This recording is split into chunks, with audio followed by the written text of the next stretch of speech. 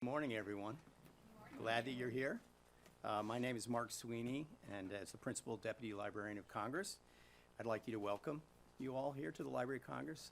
Many of you have been here before, but those who haven't, welcome, and I hope you have some time today to explore beyond the confines of this room and just outside. I'm pleased that you're able to join us for this morning's panel discussion in celebration of the 75th anniversary of the Library's Federal Research Division, FRD. And I'd like to extend a particular welcome to retired or former FRD staff and the retired division chief, Robert Warden, whose services contributed to the longstanding success of this division at the library. So I'll dive into a little history in a minute, but as you may already know, FRD is a unit within the Library of Congress that produces world-renowned and nonpartisan research and analysis to support evidence-based decision-making. FRD provides custom research services to the federal agencies, the District of Columbia, and authorized federal contractors. Crucial to note, FRD operates on a cost recovery basis and takes almost no appropriated funds to sustain its operations. We have a couple of entities like that here at the Library of Congress. So for 75 years, FRD has developed essential research products for nearly every agency in the federal government across a range of domestic and international topics. Through its work, the division furthers the library's mission of making its vast collections and resources available to the federal government and the American people. So it's very aligned with our mission here at the Library of Congress. Originally known as the Air Research Unit, FRD was established in 1948 to provide support to the newly formed United States Air Force and later worked with the Defense Intelligence Agency. Later known as the Air Studies Division and Defense Research Division, FRD's purview expanded in the 1960s to include services to the entire Department of Defense. FRD assumed its current name in 1970, and the mandate expanded again to include all the federal government outside of Congress. Division has been housed in the District of Columbia, including the Navy Yard at Buzzard Point, and currently is in the John Adams Building, located right across the street. In its recent history, researchers have written on international affairs and domestic economics, conducted surveys on educational resources in federal information centers, audited and produced translations of consumer and federal housing finance documents, and developed analytical tools and data visualizations regarding international marriage laws and criminal justice systems. Within the library, FRD has supported a number of initiatives, including the Copyright Modernization Project, a major library effort to digitize the records held by the Copyright Office, research and analysis for the National Library Service for the Blind and Print Disabled, and business operations research for the Center for Learning, Literacy, and Engagement, to name just a few. I think the first project that I ever worked with FRD on was in the early 2000s, and it had to do with the library's preservation mass deacidification program, and you all did a market analysis and a survey for us as well. Division has built relationships with agencies across government and is always looking forward to new ways to provide exceptional research and analysis for the community. This brings us to today's panel. The assembled panelists represent a wide range of experiences, insights, and perspectives, but are united in their opinion that impactful and effective policies at all levels of government must be grounded in quality, evidence-based research. As Librarian of Congress Herbert Putman noted more than a century ago, a book used is fulfilling a higher purpose than a book that is merely preserved. The Federal Research Division aims to leverage the library's resources, the largest collection of human knowledge ever assembled, to develop actionable research leading to strong policy and more effective government. I look forward to hearing our panelists share their thoughts on this important topic, and I welcome Annie to the stage here, Chief of our Federal Research Division, to introduce our guests and to moderate the conversation. Thank you. Thanks. I invite our panelists to join me here. I'm so pleased to be here to introduce this wonderful panel of experts. I want to thank Mark for welcome remarks this morning. I'd like to thank everybody in the audience for taking the time to celebrate with us this wonderful milestone of 75 years of the Federal Research Division. I want to make sure to thank Ann Marsteller, who's our outreach specialist, for her creativity and dedication in bringing this event to fruition, as well as Nichelle Wingfield for really everything that you see in front of you this morning, making sure that it got put together well, and to my staff at FRD for their general enthusiasm, creativity, and support. So now it's my pleasure to introduce this panel of experts to you. Their bios are available to you in your program, so I will refrain from detailed introductions. Instead, I will take this time to get you all thinking ahead to the question and answer portion of this event. I'll interrupt myself momentarily to say that you all should have cards on which you can write questions as they come up. And a member of my team will collect those cards with about 15 or so minutes to go. I will read them from the lectern up here.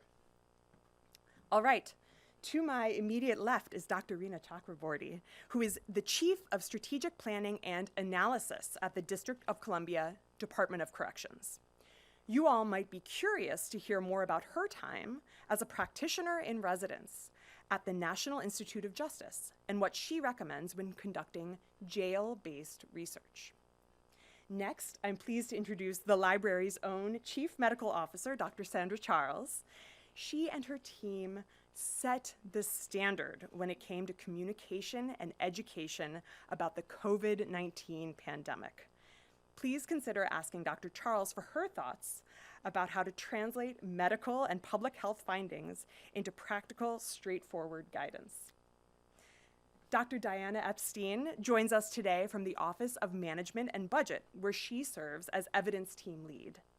Perhaps someone will ask Dr. Epstein all about the trials, tribulations, and triumphs associated with designing and launching a standalone government website, which she did just over a year ago when her team introduced evaluation.gov. Finally, please welcome Dr. Shabari Sen, Division Chief of the Policy Research Division at the Office of Policy and Strategy at the U.S. Citizenship and Immigration Services. Although she works in the immigration field today, Dr. Sen's doctoral dissertation used creative economic methods to estimate individuals' willingness to pay to mitigate risks of wildfire. This is an incredibly salient topic that some of you may want to raise with her. And with those introductions to our experts, I'll get this conversation started with Dr. Sen and her current area of expertise at USCIS. Dr. Sen, you recently asked FRD to support research for your office. Could you please tell us a little bit about your program and why you solicited research to inform your practice? And I should mention, not just recently, but it's been several times over the last few years. So Dr. Sen, please. Well, thank you, and thank you for having me here today. So I lead the Policy Research Division at the Office of Policy and Strategy at U.S. Citizenship and Immigration Services. So I know that's a mouthful, but what that translates to is we provide data and research support in the immigration policy making process, primarily in the formulation. So as the regulations come out and you have those long cost-benefit analysis that gets printed, we have a team of statisticians, and we have two of them join us today here who provide that data that goes into that analysis. We also provide more qualitative research, and we'll talk a little bit more about that later. So we have had a relation for a while now with the Federal Research Division, and we love to work with them, specifically because they do unbiased, high-quality, rigorous research for us, and we have used them for literature reviews, for development of research tools, as well as stakeholder interviews and document reviews. So a wide variety of research products, and they bring such incredible expertise. So in particular, we created a tool, or rather FRD created a tool for us on underage marriage that was at the state level. So for marriage-based immigration petitions, adjudicators need to make a decision across the agency as they get the cases. They need to make a decision that's based on state law. And so they would have to have information about specific state laws as they govern marriage, and it needs to be updated continually because things come up. And so we worked with FRD, and they had this wonderful team support us, and they had the expertise to develop that tool and create it and update it. So that's the kind of product that FRD has provided for us, and we really appreciate having that independent resource for us. And we do also use them for like stakeholder interviews, because it is so incredibly powerful when somebody from the library comes and talks to you. It has a different ring than DHS wanting to talk to you. So honestly, that's where there's such a value added for working with FRD. Thank you. Thank you, Dr. Sen. I also am going to keep you on the hot seat here for a moment and also ask Dr. Chakraborty.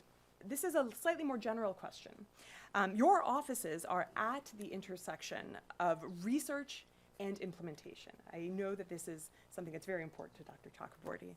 One thing we think a lot about at FRD is how to translate academic research into clear, concise language for busy practitioners and policymakers. So, curious to hear from you or anyone who would care to answer. What advice or recommendations do you have for ensuring that research is actionable? Do you want to start, Dr. Sen? Okay, sure. It's funny you bring that up, because I literally introduced my office as translation services. So we provide the go-between between the people who make the policy and the people who do the research, and that's a large part of what we do.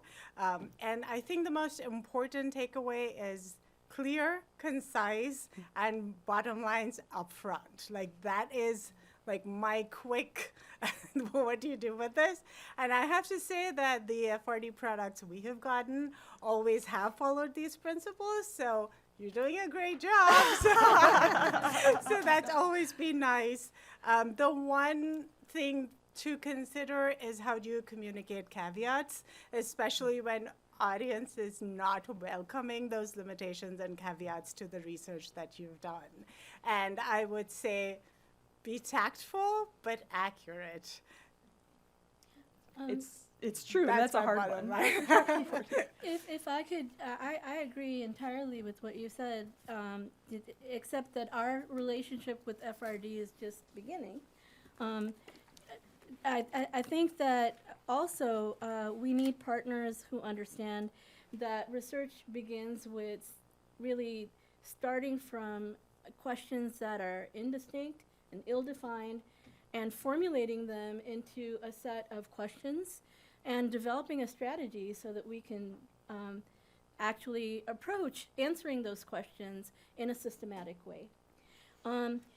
So, and in doing this, it's important to engage the stakeholders, the partners, and the frontline users who may not be researchers at all. So, the purpose of all that is so that we can prioritize the questions and understand the steps that will be required operationally to do the research, build on experience, build on lessons learned, and take the most possible advantage of insights and successes. Practitioners often value insights more than anything else. So it's not so much about the specifics, it's about the insights. And so being able to help practitioners understand what the insights are and how they apply in their practitioner context is critical to the success of a project. And so the way we generate insights is generally by conducting analysis into a specific situation, to partner with academic researchers, right? And also to apply appropriate analogies. And that's where FRD is really strong, because sometimes the analogy you're looking for doesn't lie in the discipline that the problem belongs to. And FRD has the ability to look broadly across a large number of disciplines to bring the right analogies to bear. And finally, researchers have to communicate the insights. They have to communicate the results and the limitations in a way that are easily grasped and understood. And it's especially important nowadays because you're not communicating to another researcher in another discipline. Most of the people you're communicating to are ordinary people who come from different walks of life. So it's important that we use the language carefully, that we use images carefully, and that we be effective translators, artists, storytellers, and merchants of ideas, so that we can, inspire people to ask better questions and keep that process of research and analysis and insights and outcomes going. Thank you. I like that, merchants of ideas. Just want to ask whether Dr. Epstein or Dr. Charles would like to add anything to those observations from their colleagues. I would say that in terms of translation of research, that is also very much what we actually do in biomedical sciences. And it became very obvious to us when we were, although we did not exactly frame it in those terms while we were in the thrust of it, but even through the past 3.5 years with COVID, we were having to look at the research and the documentation as we were going along, as we were providing the weekly insights into what was happening, giving people guidance, and making sure that it was, speaking about actionable, making sure it was relatable and understandable and in terms that did not turn people off, and have to exercise that balance between getting the information out but not scaring people half to death. We were already scared with all that was going on in the news and on the different media. So that was something that we had to take into account as we were preparing those documents. Of course, after COVID, we had this trove of data that was, we have so much here, what do we do? So we turned to FRD, and they helped us to clean up the data, so to speak, and to ask the right questions and help us to steer that that data into other actionable items, which would be in terms of our setting out a plan, an action plan for how we would resume our normal activities and develop our program, continuing to help health promotion as well as helping people understand about their wellness and their health. So that's the value we've had from you. Well, thank you. I'm sure I'm not alone in this room. I forwarded many of the emails from Dr. Charles's team to people that I care about, including my own mother, to convey information about COVID, because I thought the language was so accessible and the information was so easy to understand and not terrifying, to the extent possible. Dr. Epstein, I want to pivot a little bit. We talked a lot about research, but I also want to make sure we're being careful to include evaluation, which is a very particular branch of research. The 2018 Foundations for Evidence-Based Policymaking Act, which is also known as the Evidence Act, led to a number of changes in the way that policymaking is accomplished, particularly at the federal level. Would you please do us the favor of telling us a little bit about the Act and what you see as the primary changes affecting agencies right now? Sure. So always happy to talk about the Evidence Act. It has been a big focus of my team's work for the past now 4.5 years. So look, the Evidence Act built on decades of data and evidence building work in the federal government. We were not starting from scratch. It's important to acknowledge that. But it did create this new paradigm for agencies to think about how they can more strategically build evidence and then use it to improve decision making. So again, that's one really important element. Second important element, it created some new leadership positions who are in charge of really executing the work and coordinating with each other. So evaluation officers, statistical officials, chief data officers. These are now key officials in federal agencies who have to work together to accomplish what the Act set out to do. It emphasizes that these folks should be coordinating not only with each other, but also with program staff, with practitioners, with others throughout the agency. We're really trying to build a culture of evidence here and not have research and evaluation and data analytics happen off on the side in a siloed place.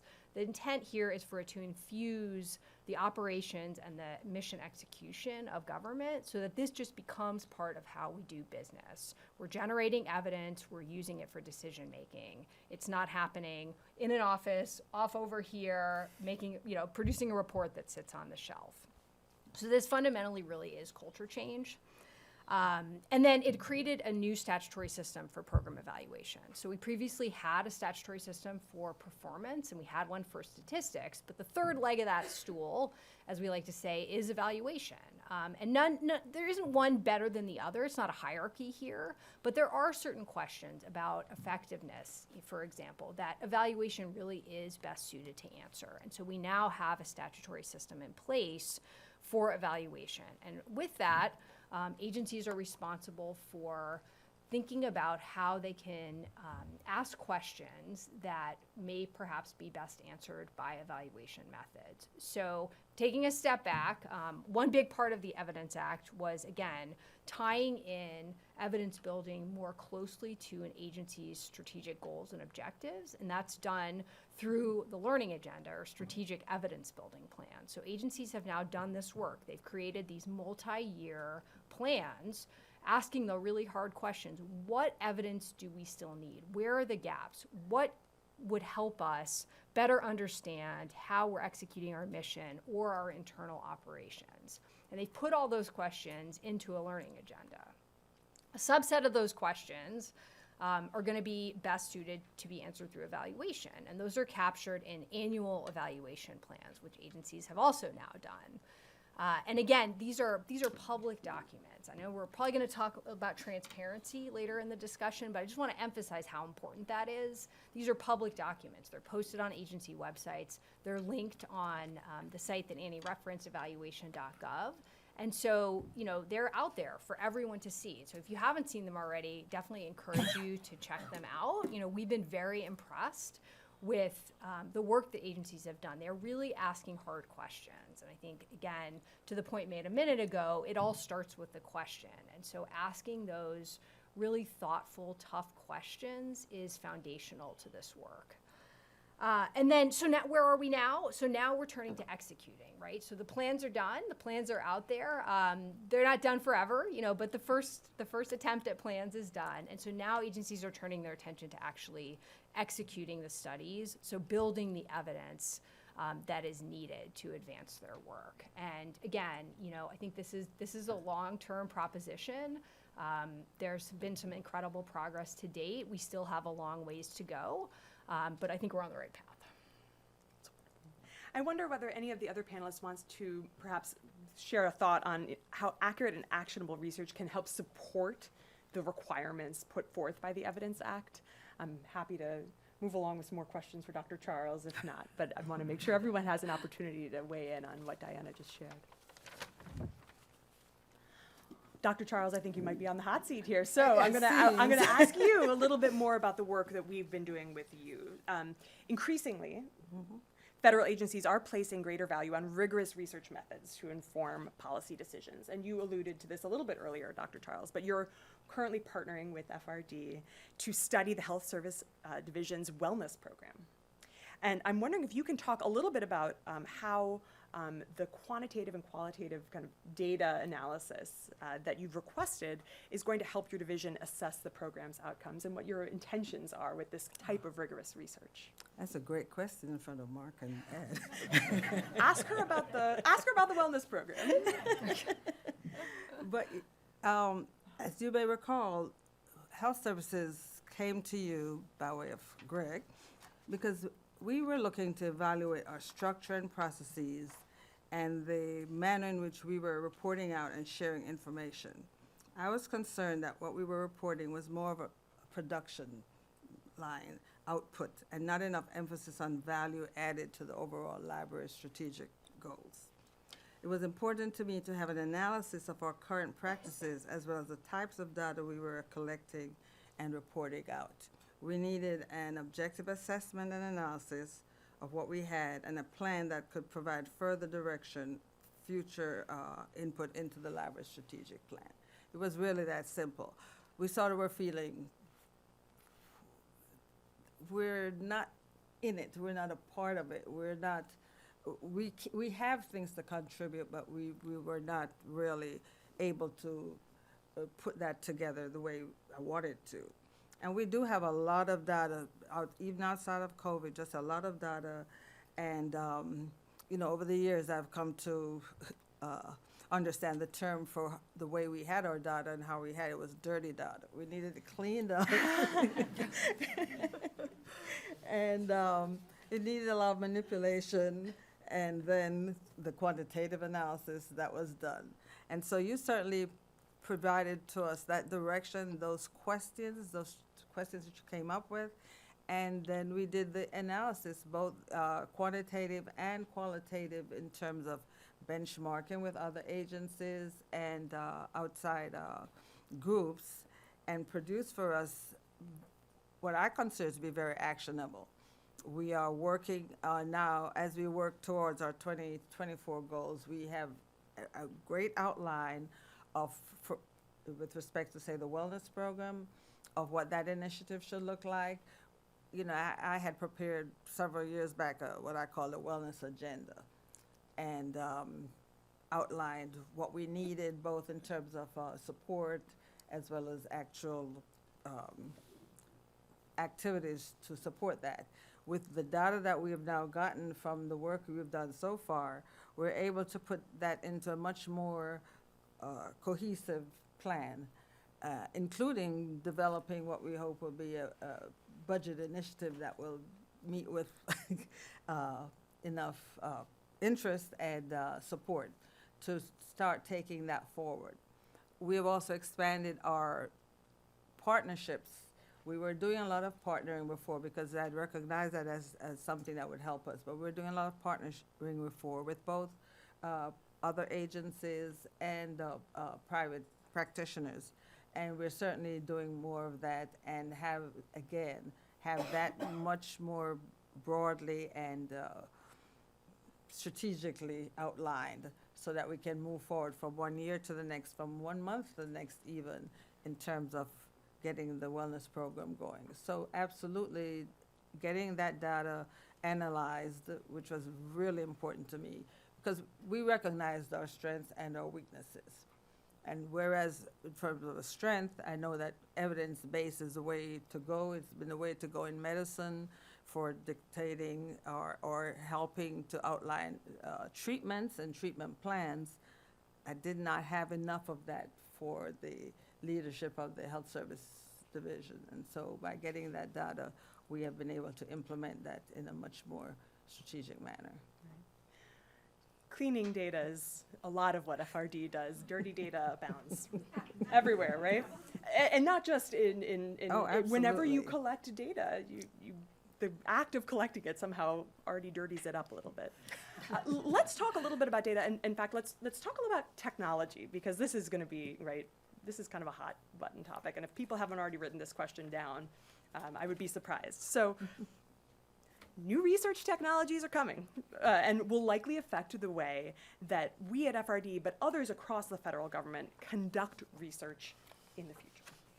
So I'm curious to know two potential questions for anyone on this panel. First is about major trends that you see affecting the future of research in the federal government, technological or other types of trends. And then if we want to talk technology, a lot of conversation recently about AI and ChatGPT. And I'm curious to hear from anyone on the panel, how do you see AI shaping the way that we conduct research in the federal landscape? I'll let anyone take it to start. Mind if I jump in? Please. Well, there's when I think of AI, I think of pattern recognition on steroids. So there's three things that come to mind. So first, AI will inspire new uses and consequently influence the research questions themselves, right? So some of the uses that come to mind are around rapid analysis of massive volumes of text. Right now, you can't really do text analysis efficiently. And a lot of what people need, whether it be for enforcement, whether it be to understand how to disseminate a policy effectively, all of that requires analysis of text. So that's an area where I think AI is going to help. In terms of network and information flow analysis, AI is going to be a huge game changer. And there too, you need it whether or not you want to think about enforcement or transmission. How do we get information, be it like a weather alert or something that people really need to know, public health information, out in a way that everybody who needs that information gets it, right? And then developing the next generation of archiving and retrieval policies. That's going to be huge. And then understanding roadblocks to implementation of strategies, right? How much would we like some help with that? And then in two other areas. So it will provide new tools that affect automation. Automation is huge. We're not going to do it the same way that we do now. And then the final thing is that it will, if you combine it with mind maps, right, you're going to find new ways to locate areas for new research. Missing, gaps and missing pieces will come to light. Yes, that's right. That's my prediction. I'm sure the folks from the library appreciate your point about archiving. Crucial, among your many other good points. What other contributions would our panelists like to make to this set of observations?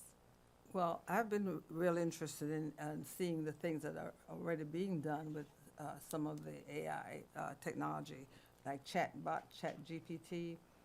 And there was an interesting article talking about ChatGPT replacing some mental health therapists, because people are already able to go online and submit questions and give added information to ChatGPT technology and get back answers and actually feel that they're getting help with their mental health issues.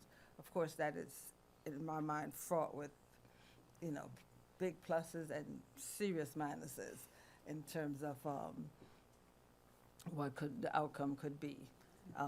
Not in terms of it replacing a person, but it's certainly, and it is filling a gap to some extent, because as you know, mental health issues were the secondary pandemic all through COVID and remains at epidemic proportions. And so having this alternative to getting answers, basic answers, but we do know that when you're talking about the mind, you cannot expect, at least not at this stage, a machine or machine learning, so to speak, to supplement the compassion and the actual assistance and caring that a person could give. Apart from that, another area that that came to front for me was OPM was considering using it to fill out questionnaires, just basic questionnaires, doing surveys basically, and being able to put the questions together and also assess the responses. So that sounds like a relatively benign use of AI in terms of going forward. But there's so many problems. I've also heard experts cautioning not going overboard with it because of all the issues that could develop from it. So I'm interested in hearing what everybody else has to say. Dr. Epstein or Dr. Yeah, I'm Sun? happy to add a couple things. I mean, I do think data access is going to be critical here, and we're not yet where we need to be in terms of expanding how we provide access to data while protecting privacy and confidentiality. And we're going to need to do better with data access and data linkage in order to answer these increasingly sophisticated and complex questions. And then the flip side of that, I would say, is, and I swear I'm not a Luddite, but I do think we're still going to need skilled humans to help formulate the right question on the front end, because again, getting that question right, as others have said, is critical. And then again, on the back end, so interpreting the results, understanding the nuance, understanding what that result can and actually can't tell you is still going to be critically important. I appreciate that you're you think that skilled humans are. FRD would like to stay in business for another 75 years at least. Dr. Sen? Yeah, I would reemphasize the fact made about text analysis, and this is where we are seeing a lot of our research move to, because we do have a lot of administrative data, systems of record data, which we were primarily working on in our immigration policy space. But we also do want to incorporate feedback we are receiving from the public, from stakeholders, from immigrants, from advocates, and they are massive. And we are using NVivo, we are using software, but as Dr. Chakraborty said, it's just not a very good tool as of now. And that's where we really are hoping to see a lot of progress. And the text analysis, be it feedback or decision making, because a lot of this information is available but not available, and we cannot really systematically study it.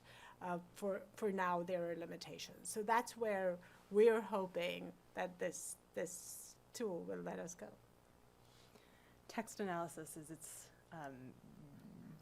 not emergent as much as it is just urgent right now, and that's certainly a point that you all are making well.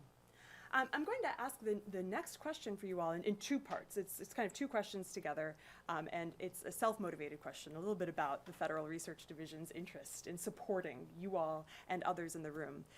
So the question, as I said, is in two parts. The traditional government research deliverable looks like a report, and this is certainly something that we produce frequently, and the majority of our products are indeed reports. But new and innovative methods for presenting information or findings have developed in recent years and are increasingly interesting, I think, to the users of research. So the first question for you all is about how research units can enhance research deliverables to meet your emergent needs for research. That's part one.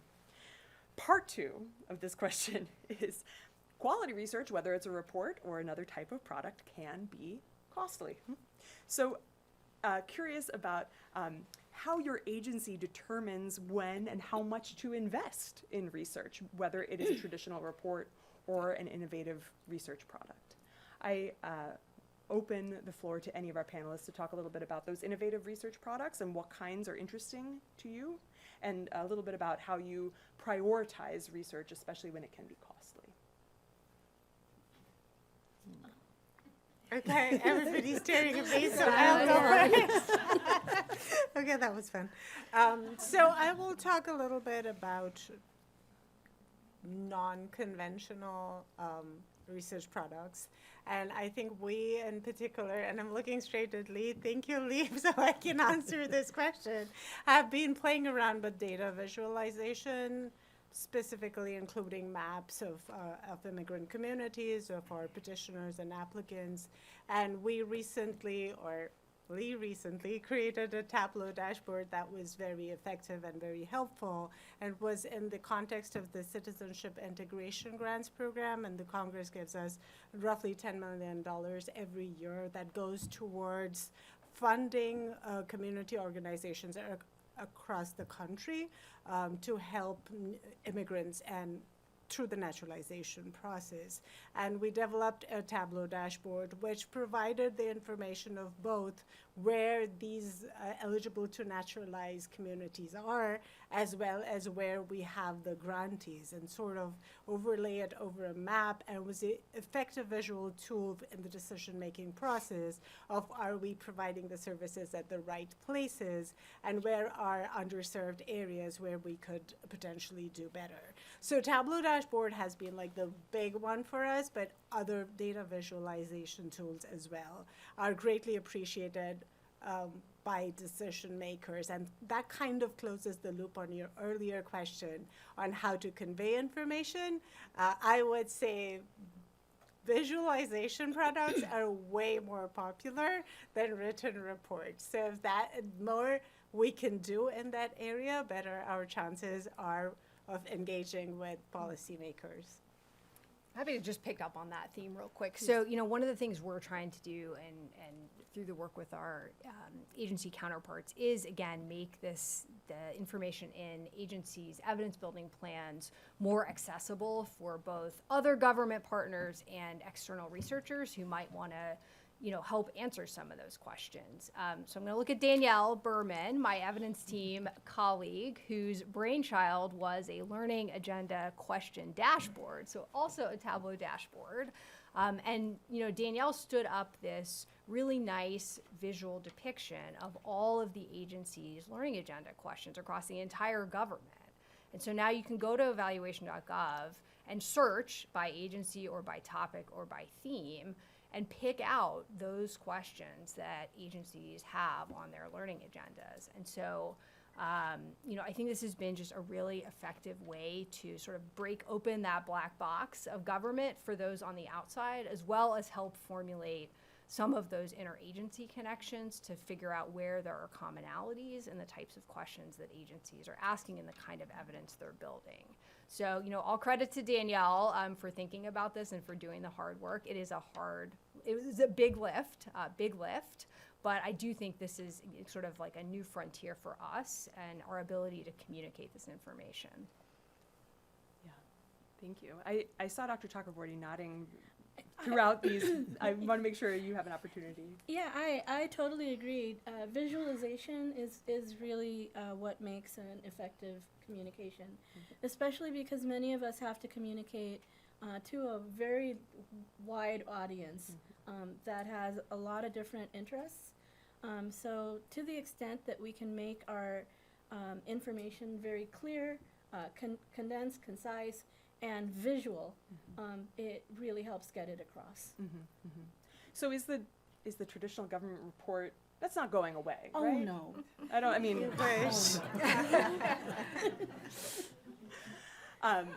and let me just ask one follow-up question about these visualizations. Dr. Epstein, you mentioned sorting, so I understand interactive visualizations are really what we're talking about here. It's not just a map, it's not just data presented in a chart.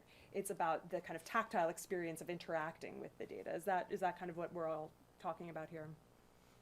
Yeah? Yes. Okay. My staff are, I think, pretty interested in this, generally speaking. I'm looking at my map guy back there. I know he's very interested, so I'm glad to hear that. Last call for this question about research being costly. I am curious about this. So just to reiterate, this idea that research matters, right?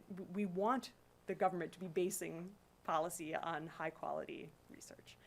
But it can sometimes feel a little like a second priority when getting things done is the first priority. So I wonder whether anybody could speak to how your agency determines when and how much to invest in that foundational research that supports getting things done, but maybe isn't the exact same thing as getting things done. We're not a federal agency, but we're a fairly complex agency. And so needs arise, and we know from the public conversation, and we know from internal analysis of what's going on, where those needs are likely to be. And so we try and get ahead of the curve and focus our analyst efforts in those areas. So we look to business priorities and try and focus our research efforts around those priorities. We also look to the field and the academics and what's important to them, and the policymakers and what's important to them. And that also guides our agency's efforts. So that's pretty much how the decision to do research is made. It is costly. It takes a lot of time, effort, resources, and sometimes we don't have enough of the time and resources to do it ourselves. And that's where we then go and look for good external partners to partner with. And what we look for in an external partner is a partner with an open mind, and a partner who's willing to look outside the, what's generally considered practice, if need be, to look for the answers that we need to help us get there. And that's why we're very, very grateful and fortunate to be working with FRD. Thank you. All right. So, kind of to this point about the value of research as it relates to implementation, implementing, and we've talked about this kind of at the top of the conversation, but implementing research findings can prove quite challenging. I'm wondering whether anybody would be willing to describe an instance in which you used a research study or research findings to inform a new program or change an existing program. Dr. Charles, you've talked quite a bit about the wellness program at the library. Perhaps there are other examples that some of the panelists would like to share.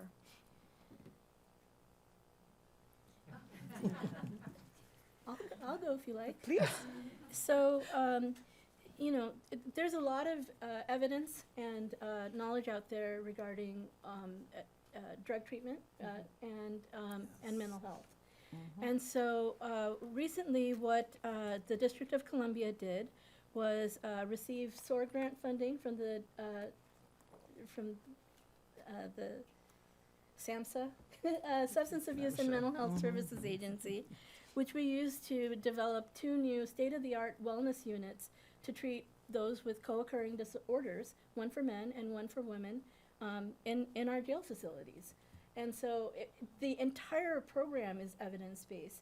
Every practice that happens there, every process that happens there is informed by evidence. And we are beginning to see some good outcomes, so. I'm glad to hear that. It's wonderful. So I can go next. Sorry. Oh. Don't mind. Please.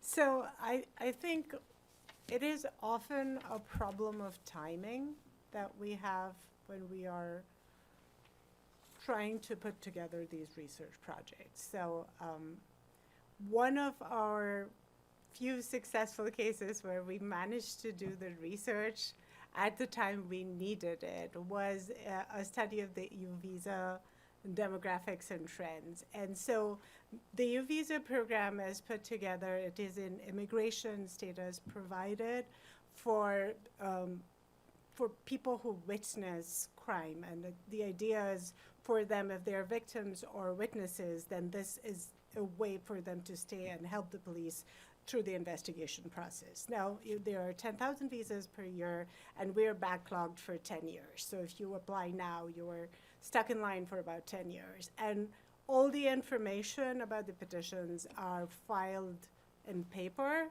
And so here's a classic example where we technically have the information, but we do not have the information. We do not really have a whole lot of information about who was filing and what are the trends and what is the kind of crime and the whole array of information that we need in the policy making area. And we were able to put together a research where we took a statistically significant sample. We were able to pull the files, do a manual review, and get the information out. Now, the big success in this project was working collaboratively with the working group that was creating the policy. So we were working parallelly as we conducted the research.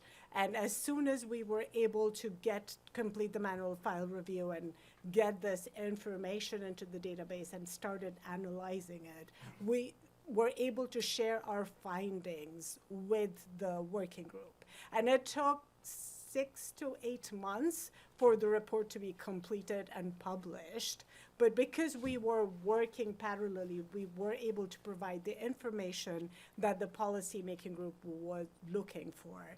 And our policies were informed by the findings of the research. And this, in my opinion, is the area where we want to go, where we are working more collaboratively, and the two are put together more cohesively. And I will end by saying that's where I think the learning agenda could be very valuable. Doing this exercise up front rather than as an afterthought, we are going to try to put this together now, and can you provide the research yesterday is always where we find ourselves. And putting that thought up front and having a learning agenda for an agency, like these are some major questions we want to answer, will give us a heads up. I'm going to pick up on that thread as I ask a little bit about transparency. I know that Dr. Epstein wanted to touch on that a little bit. So there is a greater call for openness and transparency across the federal government, and that has to do with collaboration within the federal government and then communication outside of the federal government. I'm wondering, Dr. Epstein, if you can talk a little bit about how the calls for increased transparency have affected research needs and the function of your organization right now. Yeah, well, why don't I pick up on one little piece? I mean, transparency is critical across the board. I'll pick up on maybe one little element that we haven't talked about yet, which is transparency in publishing the results of evaluations.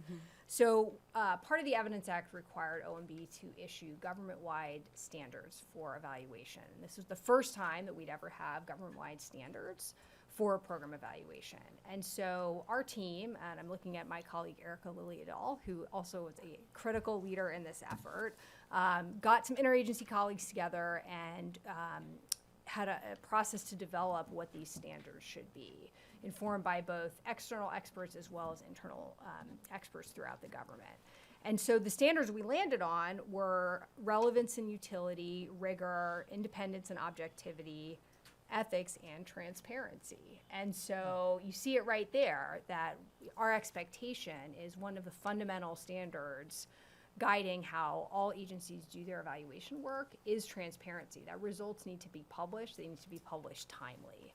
And this is just fundamental principle that should be reflected in all of agencies' evaluation policies and promulgated throughout the government. Would anybody else care to talk about this kind of concept of transparency and notion that this is what makes for good government ultimately? Okay, so I will be the opposite argument that we hear a lot of times, so I'm just going to voice it. Don't shoot me, I'm just the messenger. It's sometimes the call for transparency creates reluctance in stakeholders to actually conduct the research. Not defending the position, but coming from a policy-making arena, this is an argument that I have heard all too often, and usually trying to create that fine line where we do want to maintain transparency, but we do not want to discourage research. I'm wondering if anybody wants to talk about that. As you can see right now, I'm collecting quite a number of questions from you all, which I want to make sure I get to. We will not get to all of these questions for our panelists. If we don't get to your question, I invite you, I'm sorry to offer you all to be cornered after this, but perhaps you can speak with the panelists you were hoping to get an answer from. I'm going to start with a question for Dr. Charles right now. What or where, in your opinion, is currently the greatest gap in public health research at the federal level? Interesting question. But at the same time, I probably approach that by saying that I think we are recognizing that, and I'm coming at this from a workforce point of view, and there's a lot of public health research going on in terms of diseases and even social ills, social determinants of health, what have you. From a workforce point of view, we often don't look at the workforce necessarily as a public health group. And there are concerns and there are issues around workforces and worker health. And there is a gap there, but it is also a recognition that, and I think it was NIOSH and NIST who came up with a total worker health concept and are trying to emphasize that we have to look at the whole person, and that has created a shift even in how we approach workplace health and wellness programs, because often people used to think you have to leave your problems at home, you come to work, you do what you have to do, and you don't mix the two.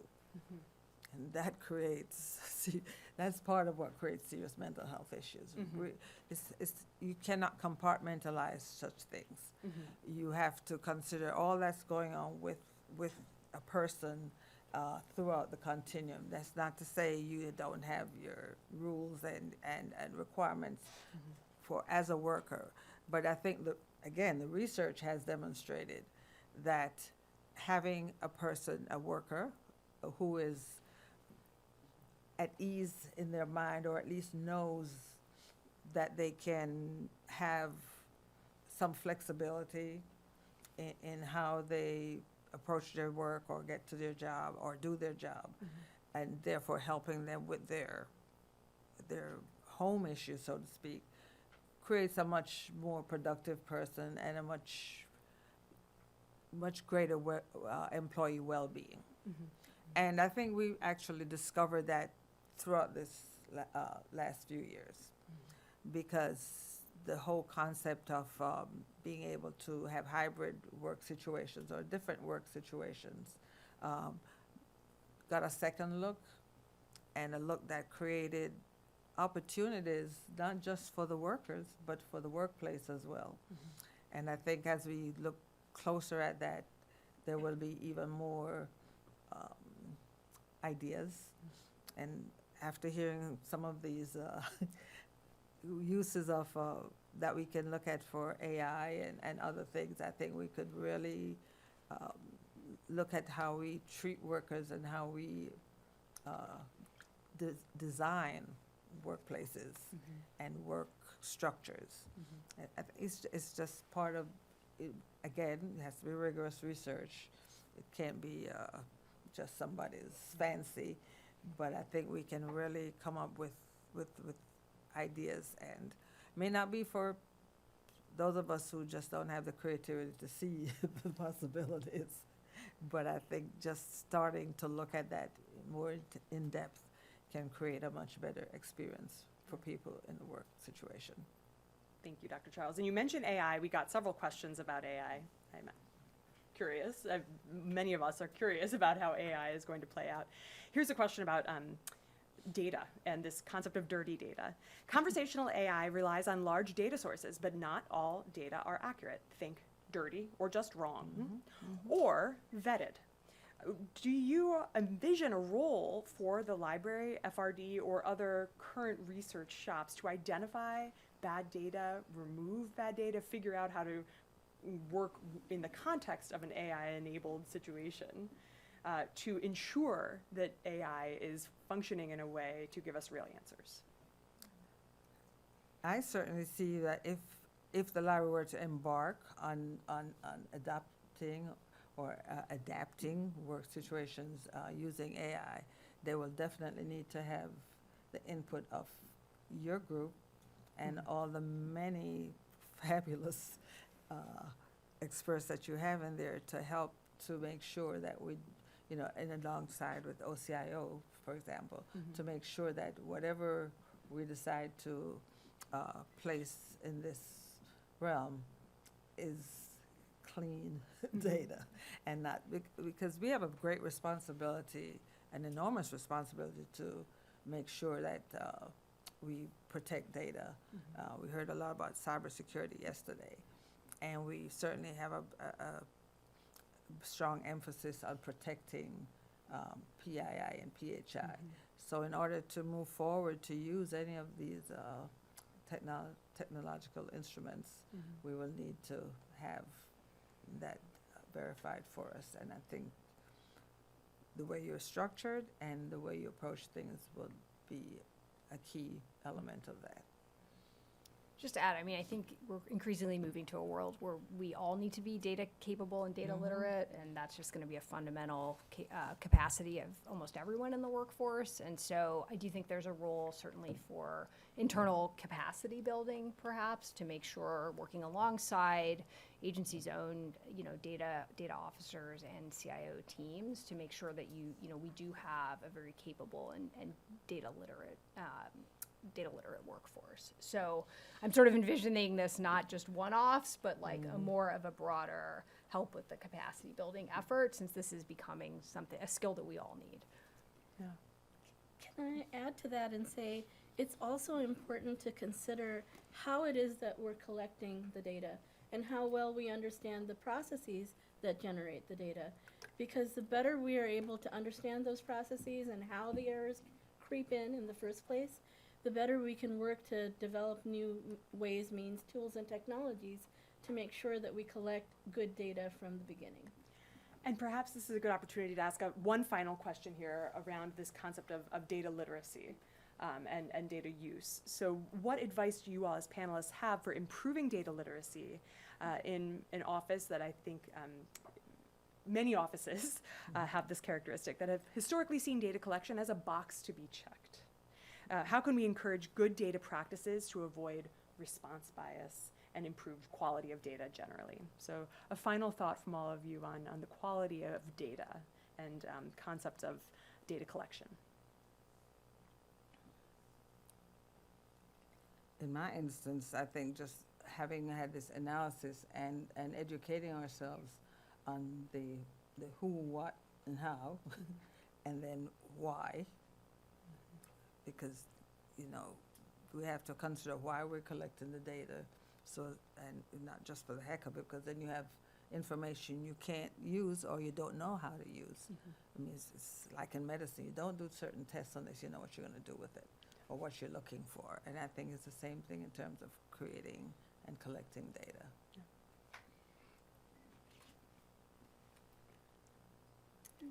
Yeah, I was just gonna say, I mean, certainly consider like the entire data life cycle. So always best to build in good data collection from the start.